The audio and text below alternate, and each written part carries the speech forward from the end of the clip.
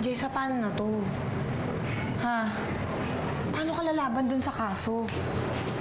May testigo sila laban sa'yo.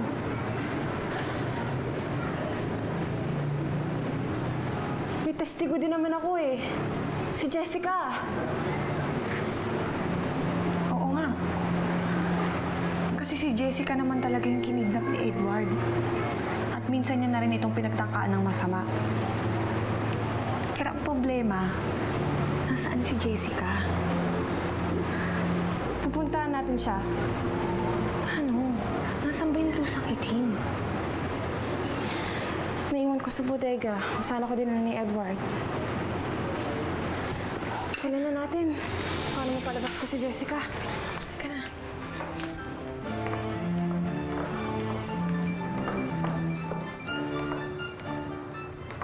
Jessica? Ano kinalaman nun? At anong pinagsasabi ni Jessa?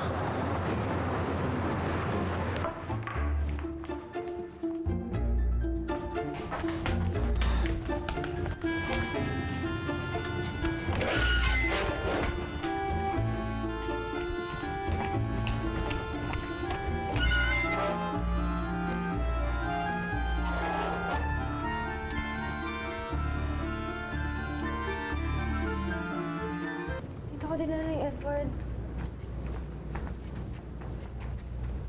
Dito lang naiwan yung blusa. Eh, paano kung may iba nang nakakuha nun? Hindi naman sana. Ito! Ito, Chiki! Ito yung blusa. Eh, ano pa hinihintay mo eh? Isuot mo na. Hawak mo na.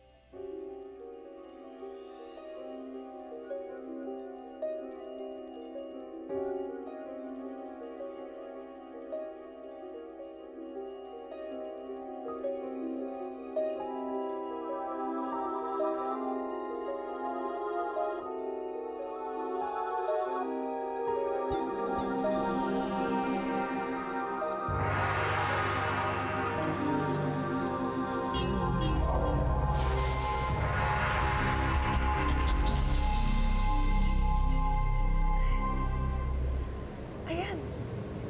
Si Jessica ka na ulit. Paano nangyari yun? Si Jessica ni si Jessa?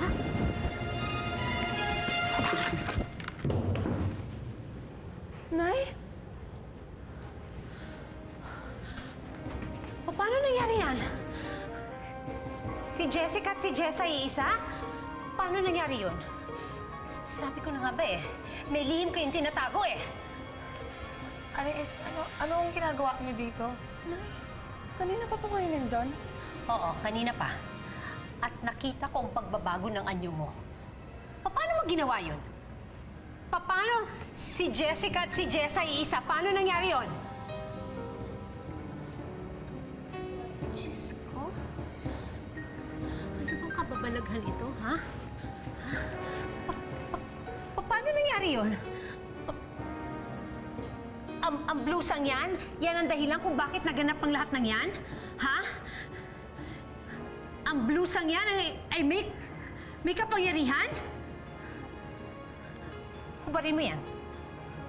Hubarin mo yung blusang yan. Oo.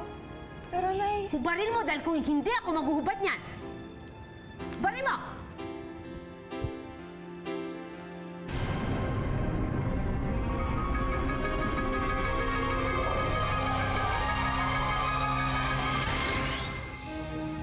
Umangit ka ulit? Naku, talagang may kapangyarihan itong blusang ito. Nay! Bakit niya kinuha yung blusa? Hindi ko alam, pero kailangan natin bawiin. Tara!